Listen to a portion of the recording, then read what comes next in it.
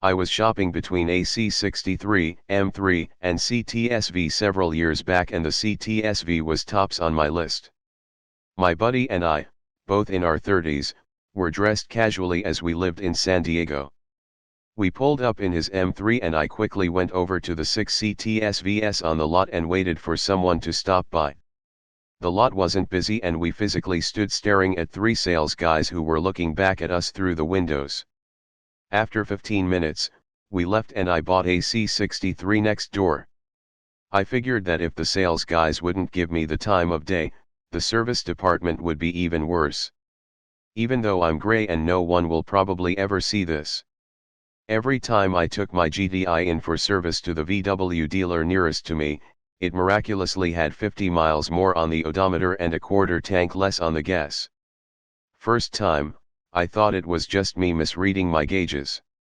Second time, it came back to me with a huge chip in the paint on the edge of the passenger side door and 100 miles on the car with a half a tank of gas gone. Asked to talk to the service manager about it, he said the chip was there when I brought it in and I must have misread my gauges. Showed him the picture I took that morning before I dropped it off for service, and he apologized profusely. After realizing they were caught, they offered me a voucher for a free oil change. Used that voucher the next time and didn't let my car out of my sight. Wrote up a BBB complaint and then told the owner about his horrid service department. Haven't been back since. That was 6 years ago. Have a feeling these will make a great case for the Tesla direct sales campaign. My wife bought a new Nissan Sentra from Dubuque Auto Plaza and almost lemon-lawed it because it had so many problems. The main issue was hard starting. Dealership couldn't fix it, so Nissan flew in a special tech who figured it out in minutes. Needless to say, the Tesla got a little heat from Nissan. Anyway, my wife worked for a local bank where this Tesla had their main account. When the owner happened to make a deposit and saw her working there, he threatened to pull his account. A few days later my wife was let go with no explanation. Nice. Hardly a horror story, but I was once told that I needed to make an appointment to test drive an Infiniti FX35, and that their salespeople were busy. No. I was in my early 30s, in business casual attire. Never came across that kind of attitude with them Germans. Went to a BMW dealership, walked around and no one asked if I could be helped. I was looking for a 330i. About 2 weeks later I went to the same dealership, walked around and no one helped me. So I asked someone who was standing around if they knew where I could find a salesperson. He said that he was one. I asked him why. After coming here twice and looking around for up to 10 minutes, did no one seem to want to help? He said that's really strange, I don't know why. It's not like you're brown or anything. I immediately left, drove 30 minutes to another BMW dealership and bought the car from them. A few months ago I purchased a 2005 Mini Cooper S, and as an 18-year-old I was approved for a first-time buyer loan at 4.2%. Long story short, I signed all my papers and drove off later that night in my first car. Fast forward 3 weeks later and my saleswoman gives me a text and says, "Hey, looks like all the paperwork didn't go through correctly, we need you to come in. We worked up a new deal with a different bank that will accept you, we think you'll be happy." When I get there, turns out they didn't even submit the paperwork to pre-approve me before letting me take the car home, and this new deal I'd be happy with was an 18% interest rate. If I didn't sign this agreement I would have to turn in the car that night.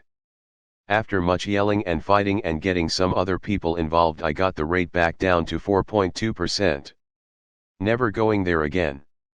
I was at a small used car dealer once where I opened the hood and noticed the coolant was a little low and pointed it out to the sales guy. He came back with a jug of washer fluid and started pouring it into the coolant reservoir.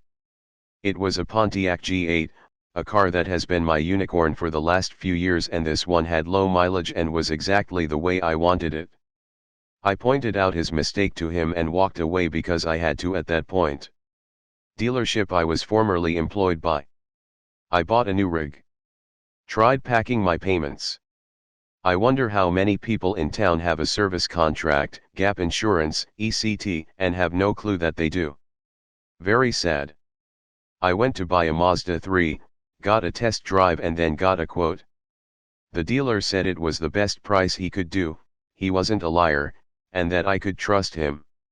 I went to shop elsewhere and got $1,000 knocked off the price, added winter tires, and a free spoiler.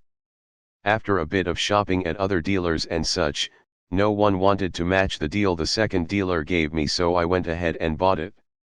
A week later, the first dealer calls me asking if I still want to buy his car. I explained the situation, how I found a much better deal. He started yelling at me, swearing, calling me an asshole, etc. He was saying I used him for a test drive. I calmly told he promised me it was the best price and that he wasn't a liar. He blew up and I just ended up hanging up. He tried calling back to harass me. That same dealership gave me trouble when I was needing maintenance about a year later. Said I needed to do all this expensive maintenance which I know wasn't required. They refused to take my car in unless I did all of the expensive unnecessary maintenance. I went to complain about them on the local Mazda 3 forum, lo and behold. They are the main sponsor of this Mazda 3 club and my post was taken down, saying that I can't talk like that on the forums about their sponsor. They did agree that the maintenance they asked me to do wasn't required on a year-old car with 20,000 km on it though.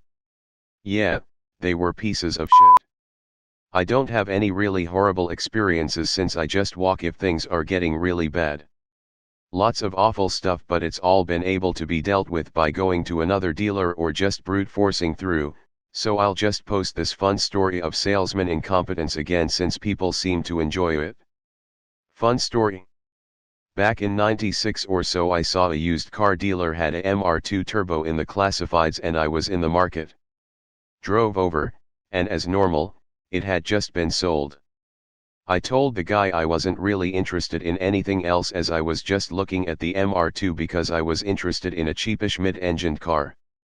He goes, "Oh, we have just the thing around back, stay here, and I'll pull it around."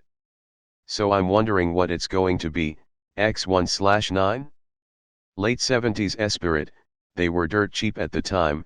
Nope, it was a freaking Del Sol. I'm like, that's not mid-engined. He ensures me that it is, so I pop the hood and point and say, "No, it's front engine, see." He goes, "All cars have their engines in the front." What mid-engined means is that it's the company's middle sporty car. The MR2 is mid-engined because it's faster than the Celica but slower than the Supra. The Del Sol is mid-engined because it's faster than the Civic, but slower than the Prelude. So yeah, I learned a thing or two about salesmen that day. Back in the mid-90s I was shopping around for a new used car and came across a pretty good-looking MR2. Looked good on the outside, the interior was a bit of a mess. The dealer came out and we shook hands and went through the pleasantries and I decided to give it a test drive. The dealer got the keys, came back, sat in the car and tried to start it. Nothing. He looked confused and tried again. Still nothing.